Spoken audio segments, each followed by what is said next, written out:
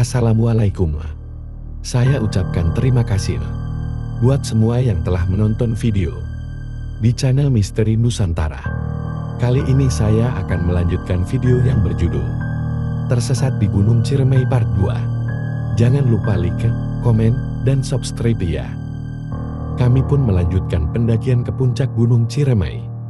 Ternyata untuk mencapai puncak, kami harus melewati jalur yang sangat terjal, penuh dengan bebatuan. Dan sudah tidak ada lagi pepohonan yang tumbuh besar di sekitar puncak sana.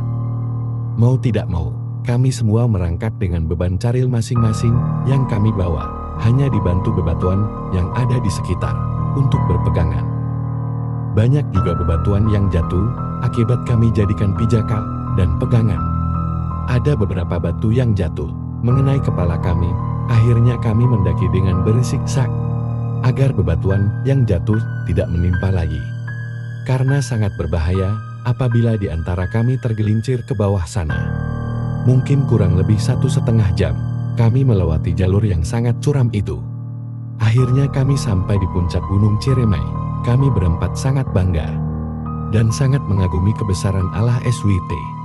Kami berempat menikmati pemandangan yang sangat indah dari puncak sambil menikmati wortel yang kami bawa dari perkebunan. Di bawah kaki Gunung Ciremai, ternyata wortel yang kami bawa dimakan dengan gula pasir terasa nikmat. Apa karena rasa lapar ya? Tidak lama kemudian, kami mengambil gambar di sekitar puncak. Kami sudah cap, kaldera kawahnya pun terlihat indah banget berwarna hijau. Tiba-tiba, ada seekor burung yang datang menghampiri di saat kami mengambil foto. Kami pun tidak tahu nama burung itu. Warna burung itu kepalanya coklat tua, sebesar burung poksai. Uniknya burung itu tidak takut dengan kami semua, ia meloncat-loncat mendekati kami semua. Rudy mendekati burung itu, lalu Rudy seperti mengajak ngobrol burung itu, burung-burung sini. Dan Rudy memuji burung itu, bagus ya, kami semua ternyata memiliki pemikiran yang sama. Agak aneh juga ya, belum pernah selama pendakian sampai puncak gunung yang kami pernah daki, bertemu seekor burung yang terlihat jinak. Tak lama kemudian, burung itu meloncat agak menjauh dari kami semua. Dan burung itu pun terbang entah kemana. Lalu kurang lebih sekitar 1 jam kami di puncak sana. Setelah selesai menikmati salah satu kebesaran Tuhan, istirahat dan mengisi perut, kami pun menghabiskan perbekalan di puncak. Memang kami membawa perbekalan secukupnya, karena kami pikir untuk melanjutkan perjalanan turun dari puncak sampai ke Linggarjati lebih cepat daripada kami mendaki. Pikir kami, sore hari sudah sampai ke Linggarjati. Salah satu dari kami ingat bahwa ada seorang pendaki dari kota kami yang dibuatkan batu nisan oleh keluarganya di puncak Gunung Ciremai. Lalu kami memutuskan untuk mencari batu nisan tersebut, karena kami pun tidak pernah tahu sebelumnya. Jadi kami sangat ingin mengetahui batu nisan itu. Akhirnya kami pun menemukan nisan tersebut, walaupun sebelumnya kami salah dengan batu nisan tersebut. Karena di puncak sana ada sebuah patok, mungkin kami istilahkan karena terbuat dari batu yang dikor. Kami semua pun sudah mendoakan patok tersebut yang kami kira nisan. Lalu kami melanjutkan perjalanan untuk turun dari puncak menuju jalur Linggarjati. Ternyata sebelum kami menemukan jalur Linggarjati, kami menemukan sebuah batu nisan, salah satu pendaki dari kota kami, Bekasi, lengkap seperti batu nisan pada umumnya, bertuliskan nama, tanggal, bulan, dan tahun wafatnya. Saya hanya ingat, ia wafat persis 1 tahun yang lalu, tahun 2001. Kalau tidak salah bulannya sama dengan kami mendaki, yaitu bulan April. Di sekitar batu nisan tersebut, ada beberapa botol air mineral dan botol parfum. Mungkin itu adalah bukti bahwa banyak juga para pendaki yang mendoakan salah satu pecinta alam yang telah mendahului kita semua. Kami pun bersama-sama mendoakan, dan Hendra pun meninggalkan sebotol bekal air mineral yang ia bawa. Kemudian, kami pun melanjutkan perjalanan mencari jalur Linggarjati. Ketika kami menyusuri jalan sekitar bibir kawah, kami pun menemukan jalan setapak yang kami kira jalur Linggarjati. Kami pun mengikuti jalur setapak tersebut. Tidak lama kemudian, sekitar 15 menit kami menelusuri jalan tersebut. Ternyata jalur setapak tersebut terputus. Tidak ada jalan lagi, tertutup tanaman liar yang ada di sekitar puncak. Dengan cepat, kami semua memutuskan kembali lagi ke puncak. Karena kami tidak mau ambil resiko untuk tersesat di gunung ini. Belum ada satupun dari kami yang panik setelah menemukan jalan setapak yang salah tersebut.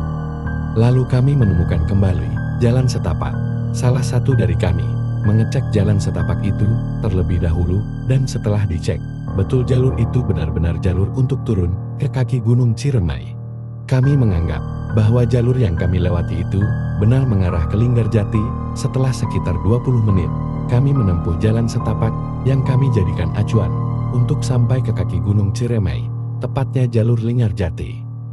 Ternyata kami semua disuguhkan dengan pemandangan yang kami tidak pernah lihat sebelumnya, terutama Rudi, kawan saya, yang belum pernah melihat bagaimana pohon Edelweiss. Ternyata kami semua berada di ladang bunga abadi tersebut.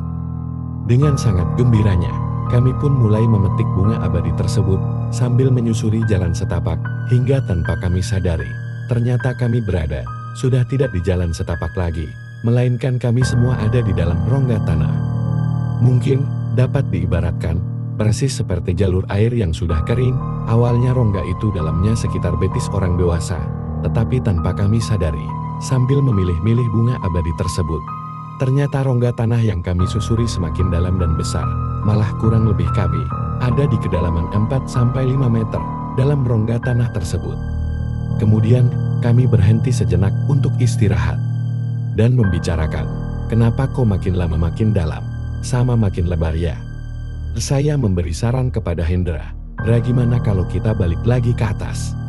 Soalnya nih jalur, gue gak yakin. Wah Rick, kalau kita naik lagi, udah jauh banget nih ya. Puncak dari sini, kita semua bisa kemalaman sampai bawah. Kedua teman saya yang lain, mereka berpikir sama, ternyata kita sudah jauh juga dari puncak. Mungkin kita sekarang sudah sampai lembah gunung ini. Perasaan saya pribadi sudah mulai tidak enak, meskipun dari kami ada yang masih santai. Dengan keadaan saat ini, malah ada yang berpendapat di antara kami, siapa tahu kita bisa nemuin jalur baru dan dekat sampai bawah sana. Kami terus menyusuri jalur air atau rongga tanah kering yang terus semakin dalam. Akhirnya, kami memutuskan untuk naik ke tepi rongga. Kami terus menyusuri tepi rongga tersebut. Akhirnya kami temukan hamparan rumput gajah yang sangat luas. Mungkin kami dapat mengibaratkan seperti kita melihat sawah-sawah yang terhampar sangat luas di pedesaan. Dari jarak kurang lebih 50-100 meter, baru terlihat sebatang pohon kecil yang hidup di dataran tinggi di antara rumput-rumput gajah di sekitarnya. Dengan berpikir positif, kami semua melanjutkan perjalanan untuk menuju ke kaki gunung.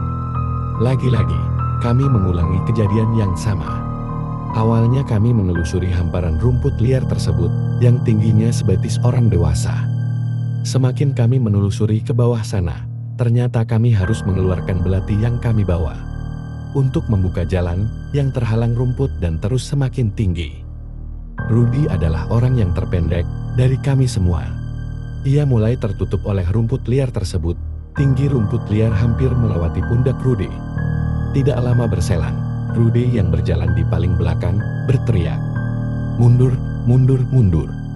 Kayaknya kita gak bisa meneruskan jalur ini. Semakin ke bawah, semakin tinggi rumputnya. Kita semua bisa ketutup rumput ini." Rudi mengatakan itu sudah berada di atas pohon yang ada di sekitar situ, yang tingginya mungkin 3-4 meter. Batangnya pun selengan orang dewasa. Mengapa Rudi naik ke atas pohon tersebut?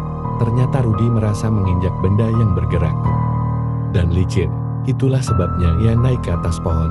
Ia takut yang ia injak itu adalah ular yang besar. Ungkapan ini diucapkan setelah kami sudah dalam perjalanan pulang ke Bekasi. Akhirnya, kami mengikuti perintah Rudi. Kami semua kembali turun ke rongga tanah yang tadi, yang tingginya mungkin 2-3 kali lipat dari kita semua. Langit pun mulai gelap tanpa kami sadari. Sampai saat ini, bagaimana kami semua bisa keluar dari rongga itu? Yang masih sangat jelas sampai sekarang, sekitar jam 5 sore, kami menemukan aliran air. Seperti sungai yang airnya sangat sedikit dan penuh bebatuan. Itu berada di tengah-tengah jurang, di sebelah kanan dan kiri kami, tebing-tebing yang sangat curam.